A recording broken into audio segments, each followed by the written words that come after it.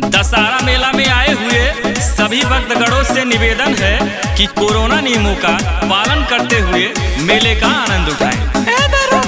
क्या हुआ जी? अरे हमार सैया कहीं मेला में हेरा गइल बड़न, तनिका पता लगाई ना। ठीक है, घबराओ मत। कहाँ गुम हुए बताओ।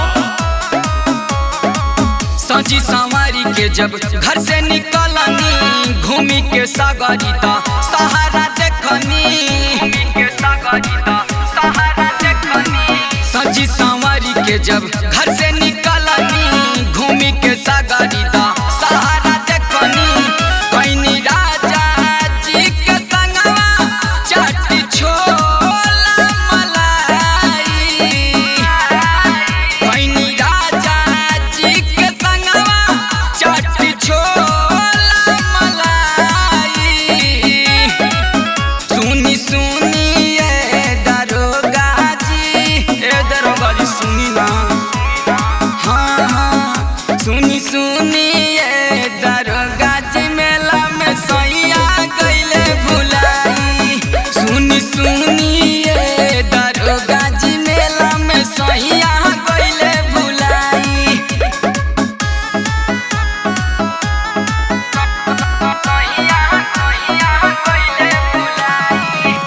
अच्छा ठीक है, तुम अपने पति का नाम बताओ। क्या नाम है तुम्हारे पति का? कैसे दिखते हैं? दूबर पातर देखन में बारे, नाम उनकर भोला। संगवा में लिहले बारन गट्टा जिलेबी चट छोला, दूबर पातर देखन में बारे, नाम उनकर भोला। संगवा में लिहले बारन गट्टा जिलेबी चट छोला। कनिका दीना आयला उनके दीना बोलाई। सुनी सुनी ये दरोगा जी सुनी ना, सुनी सुनी ये दरोगा जी मेला में सैया बड़े भुलाई। सुनी सुनी ये दरोगा जी मेला में सैया गइले भुलाई। भोला, अगर हमारी आवाज आपके कानों तक पहुंच रही हो तो आप पुलिस बूथ पर पहुंचने का कष्ट करें।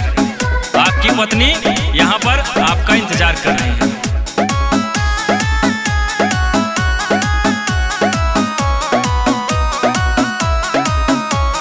सैया के बिना बिगड़ल बा मेकअप, भइल बा पगली के भेष हो।